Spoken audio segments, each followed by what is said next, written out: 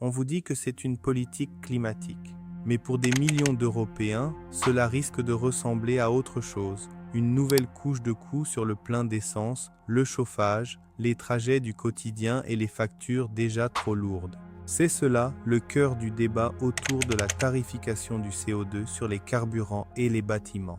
Officiellement, il s'agit d'accélérer la transition écologique. Dans la réalité politique, la question est beaucoup plus brutale. Qui va payer quand les ménages n'ont pas encore les moyens de changer de voiture, de rénover leur maison ou de sortir du chauffage fossile? Et c'est là que l'affaire devient explosive.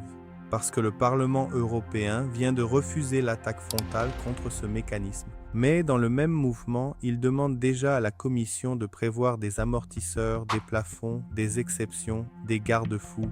Autrement dit, Bruxelles maintient la machine, mais reconnaît implicitement que cette machine peut faire très mal. Le dispositif au centre de cette histoire s'appelle ETS2. Ce n'est pas un slogan, ce n'est pas une simple campagne de sensibilisation. C'est un marché carbone appliqué aux carburants utilisés dans le transport routier, aux bâtiments et à certains secteurs qui échappaient encore au système principal. Il doit devenir pleinement opérationnel en 2028. Sur le papier, le mécanisme est simple. Mettre un prix sur les émissions de CO2 afin de pousser les acteurs économiques à consommer moins d'énergie fossile et à investir dans des alternatives plus propres. Dans les communiqués, cela sonne rationnel.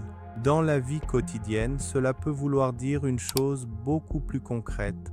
Le coût du carbone finit par remonter jusqu'au prix du carburant, du chauffage, de la mobilité, donc jusqu'au budget familial. Et c'est exactement là que le discours européen rencontre sa limite politique. Une taxe peut changer les comportements quand les citoyens ont une alternative.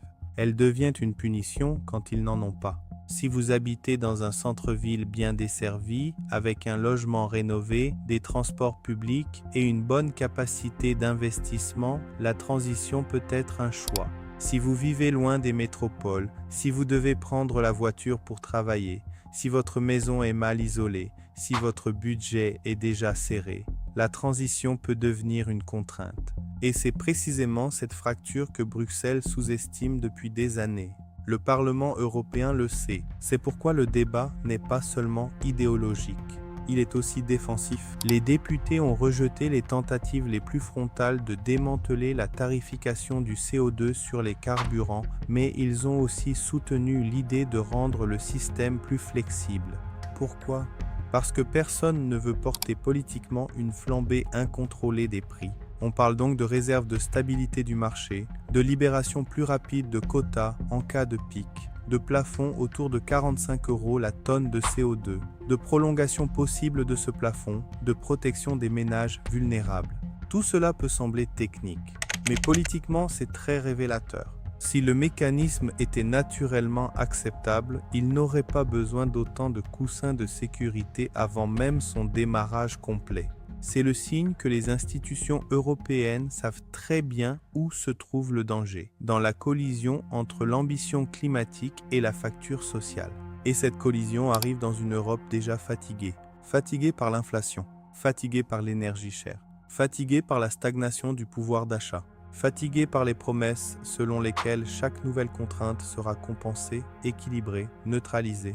Le problème n'est pas seulement le montant exact que chaque ménage paiera. Le problème est la logique. À force d'empiler des mécanismes, des fonds, des quotas, des exceptions et des corrections, l'Europe donne l'impression de construire une architecture où le citoyen paie d'abord, puis attend de savoir s'il sera partiellement aidé ensuite. C'est une inversion politique dangereuse. Dans une démocratie saine, une réforme doit être comprise avant d'être appliquée. Ici, beaucoup de citoyens découvriront peut-être le système au moment où il touchera leur portefeuille. Le vrai sujet n'est donc pas de savoir si le climat est important. Il l'est.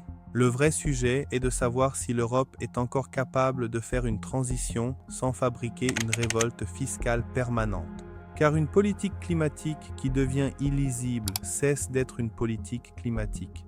Elle devient une bureaucratie de la contrainte.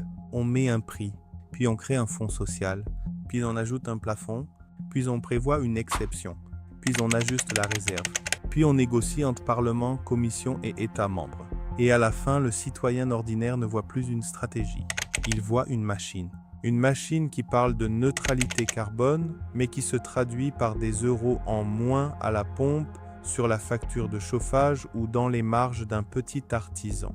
Voilà le risque central, que la transition verte ne soit plus perçue comme une modernisation, mais comme une rente politique permanente. Une taxe verte aujourd'hui, un ajustement demain, une compensation après-demain, et toujours la même question laissée au second plan, est-ce que ceux qui travaillent, conduisent et paient les factures ont réellement les moyens de suivre? L'Europe peut choisir deux chemins. Le premier consiste à continuer comme si l'acceptabilité sociale était un détail technique, à corriger les crises par des mécanismes toujours plus complexes et à appeler cela du réalisme climatique. Le second consiste à regarder la réalité en face. Une transition qui ignore la classe moyenne, les territoires périphériques, les travailleurs dépendants de leur voiture et les ménages prisonniers de leur chauffage actuel finira par nourrir exactement ce qu'elle prétend éviter, la défiance, la colère et le rejet. Une écologie durable ne peut pas être une punition sociale. Elle doit être claire, progressive, souveraine dans son application et compatible avec la vie réelle.